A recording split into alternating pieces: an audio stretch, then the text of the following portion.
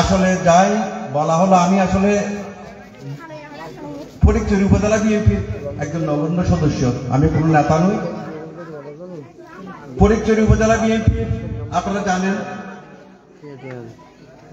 আমরা দীর্ঘ ১.৫ মাসের অধিক সময় নিয়ে এই উপজেলা বিএনপির সম্মানিত আহ্বায়ক জনাব কর্নেল আজিমুল্লাহ বাহার ভাই এবং সদস্য সচিব জনাব জহির আদম চৌধুরীর নেতৃত্বে আমরা 18টি ইউনিয়নে সফলভাবে ব্যালটের মাধ্যমে গণতান্ত্রিক উপায়ে আমরা সভাপতি এবং সাধারণ সম্পাদক নির্বাচিত করেছি। আজকের এই সম্বর্ধনা অনুষ্ঠানের অফিস ও সম্বর্ধনা অনুষ্ঠানের আজকে আমি প্রথমেই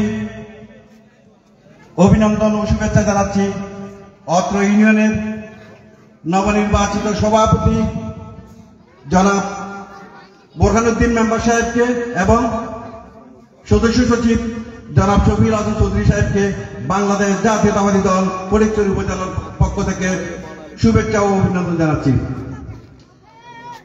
প্রিয় ভাইয়েরা, আপনারা জানেন আমরা দীর্ঘ 17 বছর এই রাজপথে থেকে সংগ্রাম করে তারুণ্যের অহংকার জনাব তারেক রহমানের নেতৃত্বে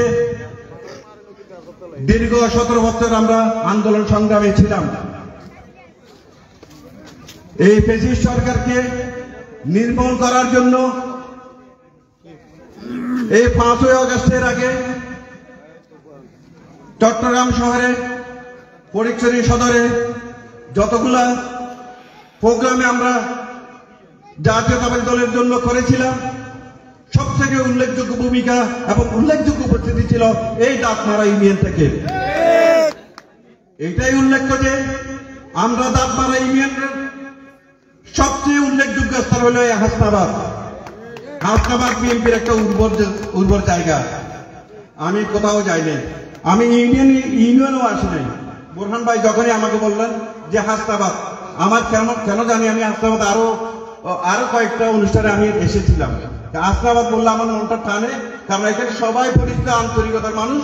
আপনাদের সাথে আমার একটা বাধ্যতার সম্পর্ক এবং আন্দোলন সংগ্রামে আমার প্রিয় ভাই রোকনরা আছে, ইলিয়াস আছে, আরমান নাসিরটা আছে, আমাদের প্রেসিডেন্ট সেক্রেটারি বাদ দিলেও এদের সাথে আমার একটা আত্মার সম্পর্কের মতো, আমার ছোট ভাইয়ের মতো সব সময় আমার সাথে এই হাসনাবাদের একটা সম্পর্ক রয়েছে। সুতরাং যখনই আপনারা ডাকবেন আমি এই হাসনাবাদে আসার জন্য চেষ্টা করি। প্রিয় ভাইরা, আপনারা জানেন বোরহান ভাই বললেন আজকে আমরা একটা কঠিন সময় পার করছি। 5ই আগস্টের পরে আপনারা যদি মনে করেন যে বাংলাদেশ জাতীয়তাবাদী দল বিএনপি ক্ষমতায় চলে গেছে, তাহলে ভুল করবেন। আমরা একটা সামনে একটা কঠিন পরীক্ষার সম্মুখীন হচ্ছি। আগামী যে নির্বাচন হবে সেটাই সবচেয়ে চ্যালেঞ্জিং নির্বাচন। যদিও বা মাঠের মধ্যে আওয়ামী লীগ নাই, তারপরে এই নির্বাচন হবে সবচেয়ে কঠিন একটা নির্বাচন। কেননা এই ফ্যাসিস্ট সরকার, এই স্বৈরাচারী হাসিনা এই দেশের ব্যাংক থেকে লুট করে বাংলাদেশকে পুরো তলাবিহীন চুরি করে সবকিছু বিদেশে নিয়ে গেছে। নিয়ে যাওয়ার পর ওখান থেকে যত রকম ষড়যন্ত্র ওই টাকা দিয়ে আমাদের এখানে বাংলাদেশে ওর কুচক্রী মহল যেগুলো আছে, ওদের যে ফ্যাসিস্টরা আছে, ওদেরকে দিয়ে বিভিন্ন রকম ষড়যন্ত্রে লিপ্ত আছে। একই সাথে পা দিয়েছে আমাদের এখানে তথাকথিত কিছু সংগঠন। সংস্কারের কথা বলে নির্বাচন করা যাবে না, এই আন্দোলনের কথা বলে নির্বাচন করলে এ হবে সেই হবে বলে, যাতে নির্বাচন ওদের একটা ভয় কি নির্বাচন করলে তো বিএনপি ক্ষমতায় আসবে। এখানে তো কোনো ভুল নাই, কি বলেন আপনারা? এই জন্য তাদের বিভিন্ন তাল বাহানা। ওই যে ফ্যাসিস্ট সরকারের এক ষড়যন্ত্র, আমাদের আভ্যন্তরীণ আবার আরেক ষড়যন্ত্রের মধ্যে আমরা জাতাকলে পৃষ্ঠ হচ্ছে বাংলাদেশ জাতীয়তাবাদী দল। সুতরাং আমাদেরকে সতর্ক থাকতে হবে। আপনারা প্রত্যেক দিন প্রতিটা সময় দেখতেছেন বাংলাদেশের মধ্যে কি করতেছে, আন্দোলনের নামে কি হচ্ছে, এগুলো কারা লেলিয়ে দিচ্ছে এটা আপনারা জানেন, আমরাও জানি। ফেসবুকের মাধ্যমে বিভিন্ন রকম ষড়যন্ত্র হচ্ছে, সংস্কারের নামে বিভিন্ন রকম ষড়যন্ত্র হচ্ছে, যাতে নির্বাচন বিলম্বিত হয়, কোনোভাবে যাতে বিএনপি ক্ষমতায় আসতে না পারে, এটার জন্য বিভিন্ন রকম ষড়যন্ত্র তারা করে যাচ্ছে। আশা করি আপনারা যদি ঠিক থাকেন, আপনারা বাংলাদেশের 18 কোটি মানুষের প্রাণের স্পন্দন খালেদা জিয়া, তারেক রহমান, ওদের যে ভবিষ্যৎ যদি আপনারা নির্ধারণ করতে চান, আপনারা যদি সঠিক পথে থাকেন, তাহলে কোন ষড়যন্ত্র আমাদেরকে রুখে দিতে পারবে না ইনশাআল্লাহ। আমরা 17 বছর আছি, এখনো আছি, এটা হলে ভুল করবেন আপনারা। প্রতিটা করে প্রত্যেক ঘরের আগে সিকিউরিটি নেবেন, প্রত্যেক ঘরকে সিকিউর করেন। আগামী নির্বাচনে আপনার ঘরের প্রতিটা ভোট দাঁড়ায় শীষে যায় কিনা, কেননা ষড়যন্ত্রের একটা অংশ আপনার ঘরের মধ্যে ঢুকে দিচ্ছে। যারা এখানে ষড়যন্ত্রে লিপ্ত আছেন, এরাও ষড়যন্ত্রের একটা অংশ আপনার ঘরের মধ্যে আছে। আপনাদের মা বোনেরা বিভিন্ন জায়গায় নিয়ে যাচ্ছে, বাইরেকে নাইলে ষড়যন্ত্রের মধ্যে আটকা দিচ্ছেন। সুতরাং আপনারা এই দিক দিয়ে খুবই সতর্ক থাকবেন। আগামী নির্বাচনে যে দানের শীষের প্রতীক নিয়ে আসুক না কেন, আমরা তার জন্য জীবন মরণ সংগ্রাম করছি। জীবন মরণের মাধ্যমে, আমাদের ভোট প্রয়োগ করার মাধ্যমে খালেদা জিয়াকে, তারেক রহমানকে আমরা এই দানের শীষের প্রতীকের আসনটা উপহার দিতে চাই। বিএনপি যদি জিতে, দানের শীষ যদি জিতে, তাহলে আমরা এলাকার উন্নয়ন করতে পারবো। কি ঠিক বলছি না? নাহলে কার কাছে যাবো?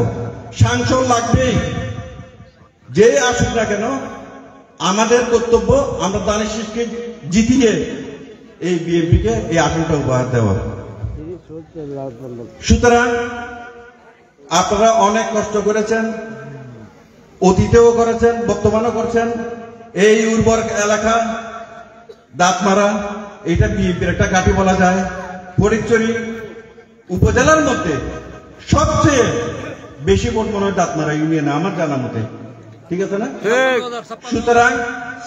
সুতরাং আমাদের আশেপাশে কতগুলো ইউনিয়ন আছে, 6000 7000 ভোট। রোসাঙ্গিরির মধ্যে মনে হয় 6,500 7,000 ভোট।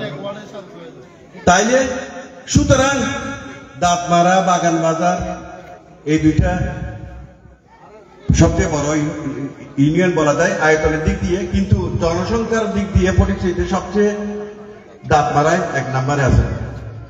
56,000 ভোট না, 56,000 ভোট। চিন্তা করে দেখেন আপনি।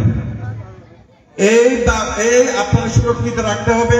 এই দাঁতমারাকে প্রতিটা ঘরে ঘরে আপনাদেরকে অবস্থান নিতে হবে। আপনারা প্রতিটা ঘরে ঘরে কাজ করতে হবে। উর্বর এলাকা যদি এটা পাবেন, বিএনপি তো আমরা তো সবাই বিএনপি দানের শীষে ভোট দিব না, এটা কিন্তু সঠিক নয়। আপনার ঘরের ভোট অন্যদিকেও চলে যেতে পারে, কারণ ষড়যন্ত্রকারীরা বসে নাই আপনার ভোটটা কেড়ে নেওয়ার জন্য। বিভিন্ন রকম ষড়যন্ত্র চলতেছে, এইগুলার দাঁত ভাঙ্গা জবাব আমাদেরকে দিতে হবে ব্যালটের মাধ্যমে। আগামী নির্বাচনের জন্য আপনারা প্রস্তুতি নিন। সম্ভবত এই বছরের শেষের দিকে একটা নির্বাচন হবে, দানের শীষকে আমরা জয়যুক্ত করব ইনশাআল্লাহ।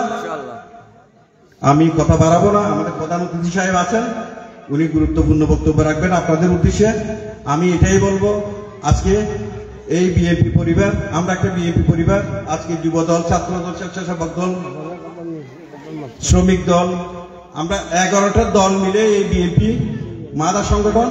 সুতরাং আমরা ঐক্যবদ্ধ থেকে আগামীতে আমরা ফটিকছড়িতে এই বিনির্মাণের জন্য, বাংলাদেশ জাতীয়তাবাদী দলকে জিতানোর জন্য যা যা করণীয় তা করার প্রত্যয় ব্যক্ত করে এই এলাকার জনসাধারণকে আমার সালাম ও শুভেচ্ছা জানিয়ে আমি আমার বক্তব্য শেষ করছি। আসসালামু আলাইকুম।